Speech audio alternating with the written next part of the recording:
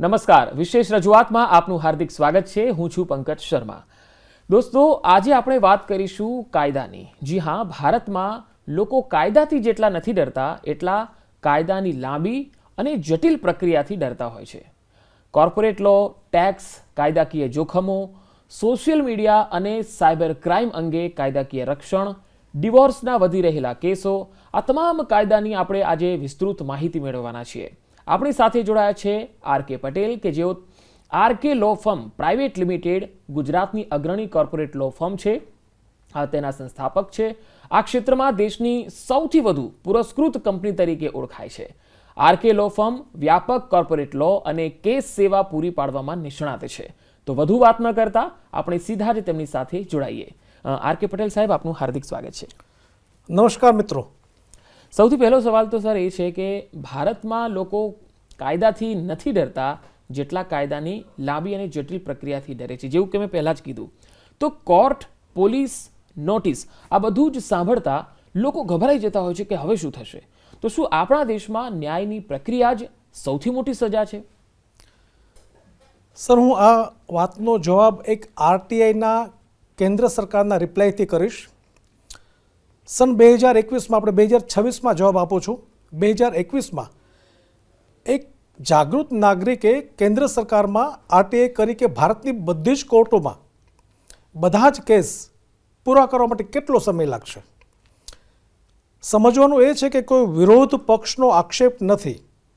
કેન્દ્ર સરકારે ઓફિશિયલ આરટીઆઈના રિપ્લાયમાં સ્પષ્ટપણે જણાવ્યું કે ભારતની કોર્ટોમાં ચાલતા બધા જ કેસ પૂરા કરવા માટે કેન્દ્ર સરકારને 350 વર્ષ લાગશે. મને લાગે છે કેન્દ્ર સરકારનો આ જવાબ આ પ્રશ્ન માટે ઇનફ છે. જ્યુડિશરી વર્લ્ડ રેન્કમાં ભારત 86 નંબર પર છે. મેં જ્યારે પ્રેક્ટિસ શરૂ કરી આજથી 28 વર્ષ પહેલાં, ત્યારે ભારતનો ક્રમ 23મા નંબર પર હતો. જેમ વિકાસ થાય દેશનો, એમ જ્યુડિશરીમાં પણ ડેફિનેટલી કંઈક ચેન્જીસ આવવાની જરૂર હતી. આશા આપણી એવી હતી કે 23મા ક્રમે છે તો એ 22માં આવશે, 21માં આવશે, ક્યારેક નંબર 1 ઉપર હશે વર્લ્ડ વાઇડ. પણ એ પોસિબિલિટી ન બની. આજે ભારત 86 નંબર પર છે. હવે બીજો અહીંયા સવાલ એ છે આર.કે. પટેલ સાહેબ, કે સામાન્ય જનતા એ મોટેભાગે પોલીસ સ્ટેશન જવાનું ટાળે છે. કારણ કે લોકોને એવું લાગે કે ફરિયાદ કરવી એટલે તો નવી મુશ્કેલીઓને આમંત્રણ આપવા બરાબર છે. તો શું આ કાયદા અને પોલીસની જે વ્યવસ્થા છે એમાં વિશ્વાસની ખામી કહેવાય? સર, આપણું ગૃહ ખાતું સ્પષ્ટપણે માને છે કે દેશમાં સૌથી ભ્રષ્ટ કોઈ ડિપાર્ટમેન્ટ હોય. જો સર, આજે હું સારા જવાબ તો બધા આપશે, એક નૈતિકતા સાથે હું સાચો જવાબ આપવાનો પ્રયત્ન કરું તો ગૃહ ખાતું સ્પષ્ટપણે માને છે કે જ્યારે એન્યુઅલી કોઈ રિપોર્ટ આવતો હોય છે તો સૌથી પહેલું ટોપ ઉપર પોલીસ ડિપાર્ટમેન્ટ હોય છે કરપ્શનમાં. હવે આ ચેન્જીસ કઈ રીતના લાવી શકાય એ કોઈ સરકારની એકના હાથની વાત નથી. જોઈન્ટલી સેવરલી બધાની લાયબિલિટી બને છે આમાં. પણ એ ચોક્કસ છે, કારણો કોઈ પણ હોઈ શકે, જવાબ મારા અલગ અલગ હોઈ શકે, પણ સાચું એ છે, સત્ય એ છે કે લોકો પોલીસ સ્ટેશને જતા ડરે છે. 2025ના ડિસેમ્બરમાં એક ખૂબ જ સારા લેખકે વાત કરેલી કે જેનું નામ આપણે દેશમાં ખૂબ માન સાથે લઈએ છીએ. એમણે પોતાના એક સંમેલનમાં વાત કરેલી કે ગુજરાતની પોલીસ પૂરા ભારતમાં સૌથી તોછડી પોલીસ છે. એવું શું કારણ હશે ખબર નહીં, પણ તમે જ્યારે પણ પોલીસ સ્ટેશને જશો તો કદાચ તમે કમ્પ્લેનન્ટ હશો, તમે વિક્ટીમ હશો, તમે ત્યાં જશો તો કદાચ તમને એવા ફિલિંગ્સ આવશે કે શું તમે ગુનો કર્યો છે. સિસ્ટમ એ લેવલે ખખડધજ છે, સિસ્ટમ એ લેવલે ખખડી ગઈ છે કે નક્કી નથી થઈ શકતું કે આની શરૂઆત સુધારવા માટે ક્યાંથી કરવી જોઈએ. પણ શ્યોર છે કે સિસ્ટમમાં ઘણા બધા બદલાવની જરૂર છે. બિલકુલ. તો આમાં આપણા દેશમાં ઘણા કાયદા સાહેબ અત્યારે એવું છે કે બ્રિટિશ સમયના પણ છે, અને એ સમયની પરિસ્થિતિ, આજના ભારતની વાસ્તવિકતા બંને અલગ છે. તો શું હજુ આપણે એવા કાયદા ઉપર ચાલીએ છીએ જે આજના સમય અને સમાજ માટે યોગ્ય નથી? સર, આપણા કાયદાઓ આશરે 130 વર્ષ જૂના કાયદાઓ છે. તમે કયા લો વિશે વાત કરવી એમના માટે કદાચ આપણી પાસે એટલો સમય પણ નહીં હોય. પણ માની લો કે તમે પોલીસ એક્ટની વાત કરો, તમે જ્યુડિશરી સિસ્ટમની વાત કરો, જેમ મોદી સાહેબે નવા કાયદાઓ BANS, BNNS એ બધા જ એવા નામ ચેન્જ થયા પણ સિસ્ટમ ન બદલી. રીઝન એ પણ હોઈ શકે કે જ્યુડિશરી સિસ્ટમ પાસે પૂરા જજીસ નથી, પૂરી કોર્ટો નથી, પોલીસ મશીનરી પાસે એટલી ટેકનોલોજી નથી, કદાચ એના માટે પણ રિઝલ્ટ ના આવતો હોય એવું બને. ઓવરઓલ એ વાત એ રીતના સમજી શકાય કે વર્ષો જૂના કાયદાઓ સમય સાથે જે બદલવા જોઈતા હતા, હેડિંગ બદલ્યા છે, વર્ડ્સ બદલ્યા છે, સેન્ટેન્સ બદલ્યા છે, પણ એના મિનિંગ નથી બદલ્યા. તો અહીંયા સવાલ એ થાય સાહેબ કે વર્તમાન સમયની ઘણી ઘટનાઓ એવું સૂચન કરતી હોય છે કે આજકાલ કાયદાનો ઉપયોગ માત્ર સુરક્ષા માટે નથી થતો પણ એક હથિયાર તરીકે પણ થાય છે. ખોટા કેસ કરવા, પોલીસ કમ્પ્લેન કરવી, પછી લીગલ નોટિસ આપી દેવી વગેરેનો જે ઉપયોગ છે એ લોકો પ્રેશર ક્રિએટ કરવા માટે પણ કરતા હોય છે. તો શું કાયદાનો આ દુરુપયોગ વધી ગયો છે એવું આપ માનો છો? Sir, fully agreed with you. આજે જેટલા FIR થઈ રહી છે, જેટલા ગુનાઓ પોલીસ સ્ટેશનમાં રજીસ્ટર થઈ રહ્યા છે, મારું વ્યક્તિગત મંતવ્ય હોઈ શકે છે, પણ સૌથી વધારે આપણા કાયદાનો જો કોઈ મિસયુઝ થતો હોય તો એ ફેમિલી એક્ટ છે. પારિવારિક જે ગુનાઓ બને છે એમાં સૌથી વધારે જો મિસયુઝ થતો હોય તો એ પતિ પત્ની વચ્ચેના બનતા અણબનાવો, એને લગતા કેસીસ, સૌથી વધારે રજિસ્ટર્ડ થતા રેપ કેસ. હું ફરી પાછો આ વાતમાં અહીંયા વ્યક્તિગત ઓપિનિયન છે એવું ડિક્લેર કરીને મારી આ વાત કરું છું. મારી દ્રષ્ટિએ સમાજમાં બનતા રેપના કેસ 95% ખોટા હોય છે. ઇલિટરેટ, કોઈ લેબર વર્ક, કોઈ એવી પછાત સોસાયટીમાં આવા બનાવો બનતા હશે, પણ એજ્યુકેટેડ લોકોમાં આવા બનાવો નથી બનતા. જેન્ડર ગેપ એ કાયદાની બહુ મોટી સમસ્યા છે. આના ઉપર કોઈ ચર્ચા કરવા બિલકુલ ઈચ્છતું નથી, કારણ કે બધાને પ્રમોશન જોઈએ છે. જ્યુડિશરીના જજીસ જાણતા હોવા છતાં કે કેસ ખોટો છે, આમાં ભરણ પોષણ ન આપી શકાય, છતાં આપતા હોય છે. બિકોઝ કે એમને એક પ્રવાહમાં જજમેન્ટ આપવું છે, એમને પણ પ્રમોશન જોઈએ છે, એમને પણ આગળ વધવું છે. તો એ પ્રવાહમાં ચાહે બીજા પક્ષકારે ગમે તેટલું નુકસાન જાય, જ્યુડિશરી સિસ્ટમ આમાં કંઈ ચેન્જ કરવા નથી માગતી. હું ખૂબ જ એગ્રેસિવ ટોન સાથે કહીશ કે જેન્ડર ગેપ એ જ્યુડિશરીની બહુ જ મોટી સમસ્યા છે. આ સમસ્યા દૂર થવી જોઈએ, એને ખતમ કરવી જોઈએ. બિલકુલ. હવે સર હું અહીંયા બીજી વાત કરીશ. સમાજમાં એક એવી માન્યતા જોવા મળતી હોય છે કે ભાઈ પૈસા હોય તો ન્યાય જલ્દી મળે. તો શું હકીકતમાં ન્યાય મેળવવા માટે અમીર હોવું જરૂરી છે? સર, ખૂબ જ મહત્વનો પ્રશ્ન, અને આમ જુઓ ને તો મારી પસંદગીનો પ્રશ્ન છે. મારી સાથે કોઈ ઓપન ચેલેન્જ, મારી સાથે કોઈ આ પ્રશ્ન ઉપર ડિબેટ કરે, આઈ કેન પ્રૂવ ઇટ કે ભારતમાં કાયદો માત્ર ગરીબો માટે છે. ભારતમાં સૌથી વધુ અસરકારક કાયદો ગરીબો ઉપર, એનાથી ઓછો અસરકારક કાયદો મિડલ ક્લાસ ઉપર, અને થોડો ઘણો હાયર મિડલ ક્લાસ ઉપર કાયદો કામ કરે છે. સાહેબ, રીચ ક્લાસ લોને જાણતો જ નથી. સુપ્રીમ કોર્ટના જસ્ટિસે પોતાના સ્ટેટમેન્ટમાં એવું કહેલું, મારી આ વાતને તમે ગૂગલ કરી શકો છો, મારી આ વાતને તમે AIને પૂછી શકો છો. સુપ્રીમ કોર્ટના જસ્ટિસ જ્યારે એવી વાત કરે કે ભારતનો કાયદો અમીરોના આંગણામાં આળોટે છે, આનાથી મોટું એક્ઝામ્પલ શું હોઈ શકે? જો તમારી પાસે પૈસો છે, તમારી પાસે કનેક્શન છે, તો લગભગ કાયદો કોઈ અસરકારક નથી. ચોક્કસપણે જો તમે આર્થિક રીતે સમૃદ્ધ છો, જો તમારા સારા કનેક્શન છે, તો તમે જે રીતે ધારો એ રીતે કાયદાને તમે તોડી શકો, મરોડી શકો, વાળી શકો, ને જેવું તમને પરિણામ જોતું હશે એવું પરિણામ લગભગ બધા કેસમાં આવતું હોય છે. બિલકુલ. હવે ટેકનોલોજીની આપણે વાત કરી, AIની વાત કરી, એટલે મારે સવાલ અહીંયા AIને લગતો પણ છે કે ટેકનોલોજી હવે ઝડપથી બદલાઈ રહી છે. AI છે, ડિજિટલ કોર્ટ છે, ઓનલાઈન હિયરિંગ છે. શું તમને લાગે છે કે આવી ટેકનોલોજી ભારતની ન્યાય પ્રણાલીને વધારે પારદર્શી અથવા વધારે ઝડપી બનાવી શકશે?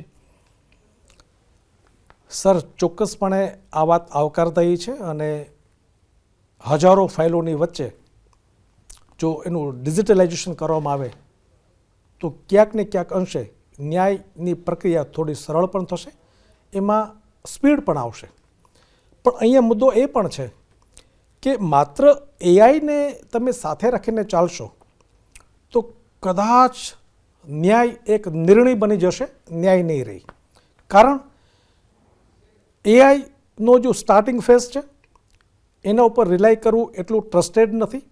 એઆઈ ચોક્કસપણે આવકારદાયી છે પણ હજુ શરૂઆતનો ફેઝ છે. બધું જ આપણે એના ઉપર રિલાય કરશું તો કદાચ આપણું માઇન્ડ છે એ શૂન્ય થઈ જશે. તો સર, અહીંયા ઘણીવાર આપણે જોઈએ છીએ ન્યાય મોડો મળે છે, તો એ ન્યાય નથી. આપણા દેશમાં વર્ષો સુધી ચાલતા કેસો જોઈએ તો આ વિલંબ જ ન્યાય વ્યવસ્થા સામેનો સૌથી મોટો પ્રશ્ન બની જાય છે. ન્યાય મેળવવામાં થતો આ જે ડિલે છે એને આપણે કેવી રીતે દૂર કરી શકીએ? ન્યાય જો સમયસર મળે તો જ ન્યાય છે, બાકી માત્ર એ નિર્ણય છે. કોર્ટમાં મારી વ્યક્તિગત સલાહ છે, you can choose court at a last option, not a first. તમામ પ્રયત્નો તમે કરી લો કે બને ત્યાં સુધી કોર્ટે ના આવીએ. સમાજના આગેવાનો, આપણી સોસાયટીની હેલ્પ લઈએ, બીજા કોઈ એડિયા સેન્ટર દ્વારા જઈએ, આર્બિટ્રેશન દ્વારા જઈએ, કોમર્શિયલ એક્ટ દ્વારા જઈએ. ઘણા બધા વિકલ્પો છે કોર્ટે આવતા પહેલાંના. થોડું ગવર્મેન્ટ પણ એને ફોકસ કરે કે કયા કયા કાયદાઓ છે કે જેમાં કોર્ટની બહાર પણ સેટલમેન્ટ થઈ શકતા હોય છે, એનો યુઝ કરી અને કોર્ટે આવવાનું ટાળી શકાય છે. તમારી પાસે કોઈ જ વિકલ્પ ન હોય, ચોક્કસપણે કોર્ટે આવો, પણ જો વિકલ્પ છે તો પહેલાં એ વિકલ્પને પૂરો કરીએ, એ ચકાસીએ અને જો એમાં રિઝલ્ટ મળી જાય છે તો કોર્ટે આવવાની જરૂર નથી. બિલકુલ. હવે આપે જ્યારે ઓનલાઈન અને ડિજિટલની વાત કરી છે ત્યારે અહીંયા મારે એક ખાસ સવાલ એ કરવો છે કે આજે ડિજિટલના યુગમાં સાયબર ક્રાઇમ પણ એટલો જ વધી રહ્યો છે. ફ્રોડ, ડેટા ચોરી, ઓનલાઈન સ્કેમ્સ. શું તમને લાગે છે કે આપણા કાયદા અને તપાસની જે પદ્ધતિઓ છે એ આ નવા પ્રકારના ગુનાઓ સામે પૂરતી ઝડપથી અપડેટ થઈ રહી છે? સર, રિપ્લાય બિલકુલ નેગેટિવ છે. એવું કાંઈ જ અપડેટ નથી રહ્યું. વાતો આવે છે, ન્યૂઝપેપરમાં વાંચીએ છીએ, મીડિયામાં જોઈએ છે કે આટલા કાયદાઓમાં અપડેટ થયું છે, હવે આ પ્રમાણે કામ લેવામાં આવશે. મારો સીધો સવાલ એ છે કે ડિજિટલ ફ્રોડમાં આપણે ઘણા વર્ષોથી સાંભળીએ છીએ કે ડિજિટલ ફ્રોડ થઈ રહ્યું છે, ઘણા વર્ષો થઈ ગયા, અને એમાં જે લેવલે વધારો થયો છે, આઈધર 200 કે 300 ગણો વધારો થયો છે, એવું મેં હમણાં જ એક પેપરમાં વાંચેલું. ચલો, વધારો કેટલો થયો છે એ મેટર નથી. મેટર એ છે કે ડિજિટલ ફ્રોડમાં કેટલા વ્યક્તિઓની ધરપકડ કરવામાં આવી. ચલો, માની પણ લઈએ કે ધરપકડ થઈ છે, તો મારો જબરદસ્ત ક્વેશ્ચન એ છે કે કેટલા લોકોને સજા થઈ. તો સાહેબ, હું તમને ચેલેન્જ આપું છું કે ડિજિટલ ફ્રોડમાં હજી સુધી એક પણ કેસમાં સજા નથી થઈ. તો વિચારો કે આ કયા પ્રકારનું અપડેટ છે જ્યુડિશરીમાં. તો આર કે પટેલ સાહેબ, અહીંયા વાત એ છે કે જો ભારતમાં આપણે ઘણીવાર જોઈએ છીએ કે કોર્ટ સુધી જવાની જગ્યાએ લોકો આઉટ ઓફ કોર્ટ સમાધાન કરી લેતા હોય છે અથવા તો સેટલમેન્ટ પસંદ કરતા હોય છે. તો આ પ્રેક્ટિકલ વિચારધારા કહી શકાય કે પછી ન્યાય વ્યવસ્થા પ્રત્યેનો અવિશ્વાસ કહી શકાય? સાહેબ, હું કહીશ કે તમે એક સર્વે કરો, કોઈ પણ એક સોસાયટીની વચ્ચે જાઓ અને પૂછો કે જ્યુડિશરી ઉપર તમારો કેટલો ભરોસો છે. કદાચ 15 કે 20% વધારે લોકો તમને એવું નહીં કે મારો જ્યુડિશરી ઉપર ભરોસો છે. તો શું બાબત બની ગઈ છે કે લોકોને પોલીસ પર ભરોસો નથી, લોકોને કોર્ટની વ્યવસ્થા પર ભરોસો નથી? રીઝન ઘણા છે, એમાંના 2-5 રીઝનની જે આપણે વાત કરી ચૂક્યા છીએ કે આપણું સિસ્ટમ ખૂબ જ ડીલે ચાલી રહી છે. વર્લ્ડ વાઇડમાં જ્યારે ભારત 86મા ક્રમે હોય અને ડેનમાર્ક વર્લ્ડમાં નંબર 1 ઉપર છે જ્યુડિશરીમાં, તો વિચાર કરો કે કેટલા પાછળ છીએ આપણે, કેટલા પછાત છીએ. 76% લોકો કોર્ટ અને જ્યુડિશરી અને પોલીસ મશીનરી પર ભરોસો નથી કરતા. કદાચ જોઈન્ટલી લાયબિલિટી બંનેની છે, સમાજની અને સિસ્ટમની. બિલકુલ. હવે આજકાલ તો સોશિયલ મીડિયામાં રીલ્સ અને વાયરલ વિડીયોના સમયમાં લોકો ઘણી વખત કાયદાકીય મુદ્દાઓની અધૂરી માહિતી પરથી એક મત બનાવી લે છે, વ્યૂ બનાવી લે છે. તો શું સોશિયલ મીડિયા કાયદાની સમજણ કરતાં ગેરસમજણ વધારે ફેલાવી રહ્યું છે? આપણા જ એક અલગ સ્ટેટમાં 16 વર્ષથી નીચેના ઉંમરના વ્યક્તિએ સોશિયલ મીડિયા યુઝ ન કરવું, એવું મેં 2 દિવસ પહેલાં જ ન્યૂઝ 18માં જ મેં એ ન્યૂઝ સાંભળેલા. હું એપ્રિશિએટ કરું છું એ સ્ટેટને કે એમણે એક આ સરસ રીતે પગલું લીધું છે. સોશિયલ મીડિયામાં 98% લોકોને ભરોસો નથી. લોકો ભરોસો અત્યારે 2 મીડિયા પર કરી રહ્યું છે, એક ટેલિવિઝન ન્યૂઝ મીડિયા અને એક પ્રિન્ટ મીડિયા. એના ઉપર લોકો ટ્રસ્ટ કરે છે કે આજે મેં ન્યૂઝ 18 પર જે સમાચાર સાંભળ્યા છે એ ચોક્કસપણે સાચા હોય, આજે મેં પ્રિન્ટ મીડિયામાં જે સમાચાર વાંચ્યા છે એ ચોક્કસપણે સાચા હોય છે, લોકોનો એવો ભરોસો છે. 98%, હું ડેમ શ્યોર છું, 98% લોકોને સોશિયલ મીડિયામાં આવતા ન્યૂઝ પર ભરોસો નથી, બિકોઝ એના ઉપર પણ કોઈ કાયદો નથી. માટે ડિજિટલ મીડિયા બેફામ છે, એના ઉપર કોઈ રોક નથી. ચોક્કસપણે એક ન્યુટ્રલ અને ખૂબ જ સ્ટ્રિક્ટ લોની જરૂર છે સોશિયલ મીડિયા પર. હવે સર, પારિવારિક બદલાવ અને જે કેસો એમાં વધી રહ્યા છે તેની હું ઉપર આવીશ. આજકાલ ડિવોર્સના કેસો પહેલાં કરતાં ખૂબ વધી ગયા છે, તો શું આ લગ્ન સંસ્થાની કમજોરી બતાવે છે કે પછી સામાજિક સ્તર પર એક સહનશીલતા છે એ ઘટી રહી છે લોકોમાં? મુદ્દો એ છે કે ભારતનો પુરુષ ખરેખર પુરુષ છે કે રાક્ષસ છે? જો સમાજ પુરુષ પ્રધાન હોય, પાર્લામેન્ટમાં જેટલા પણ મેલ કે ફિમેલ કેન્ડિડેટ હશે, બહુમત કોનો છે આપણે બધા જાણીએ છીએ. મને વાત એ નથી સમજાતી કે જ્યુડિશરીમાં જેન્ડર ગેપના કારણે પુરુષે શા માટે એટલું ભોગવવું પડે. એટલા પૂરતું જ કે પુરુષ છે. ચલો મારી વાતને સાઈડમાં રાખો, માની પણ એ લોકો મારું સ્ટેટમેન્ટ રોંગ છે અથવા વન સાઇડેડ છે.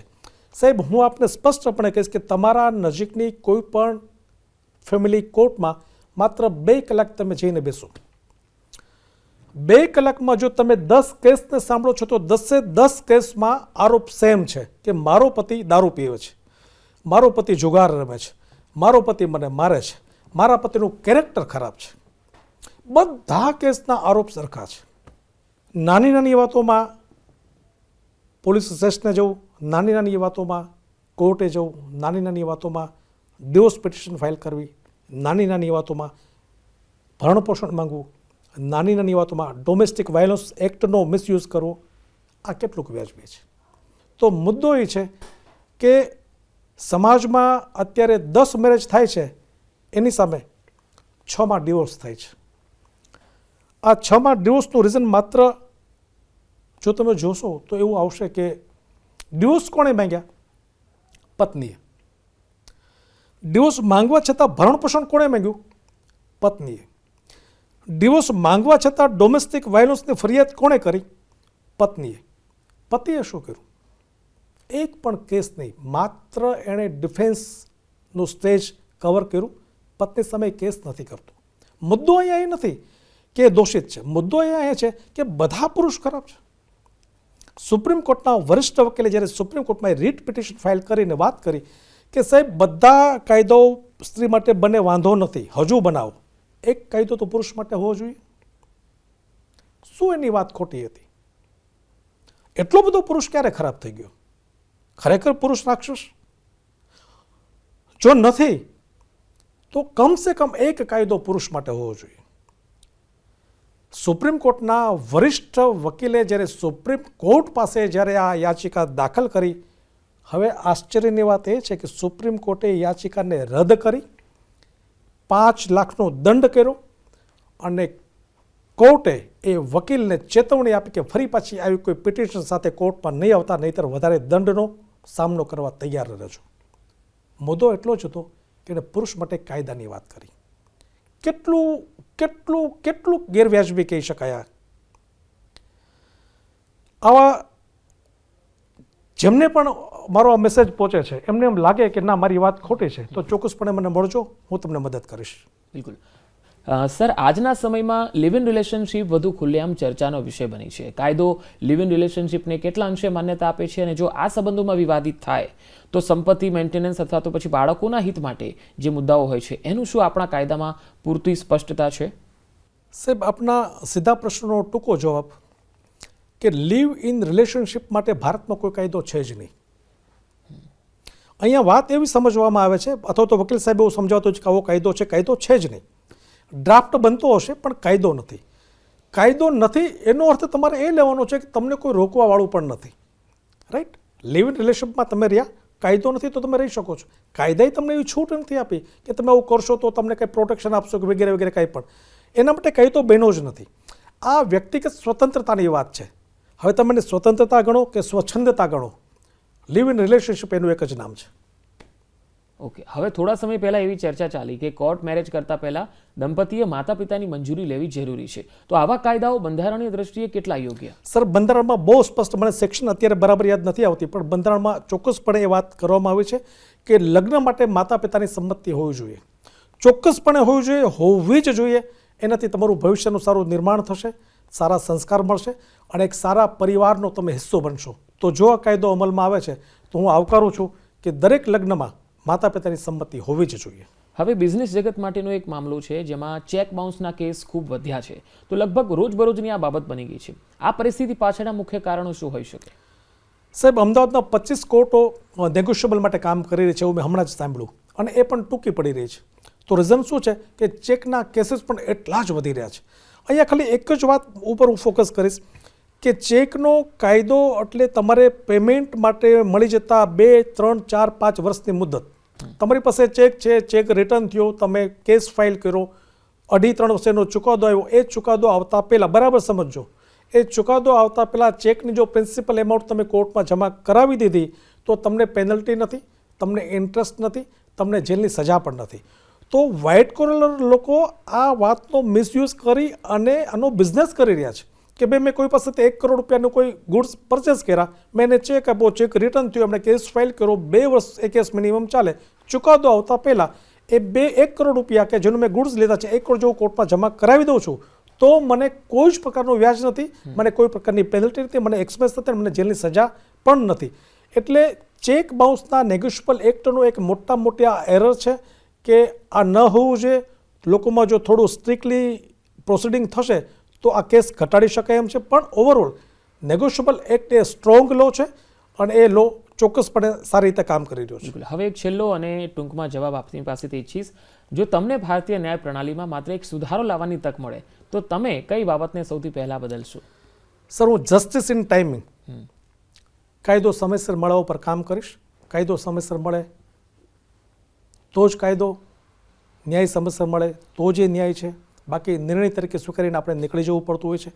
હું આ એક જ મુદ્દા ઉપર કામ કરવા રેડી છું કે ચોક્કસપણે ન્યાય છે એ સમય મર્યાદામાં જ મળવો જોઈએ. જસ્ટિસ ઇન ટાઈમિંગ એ એક આપણું સ્લોગન છે, એ માત્ર સ્લોગન ન રહેવું જોઈએ પણ એ ખરેખર પ્રેક્ટિકલ થવું જોઈએ.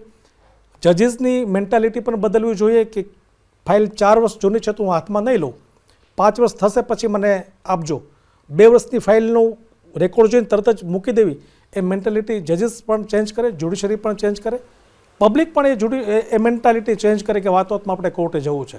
જેટલા કેસ ઓછા એટલો ન્યાય ઝડપી.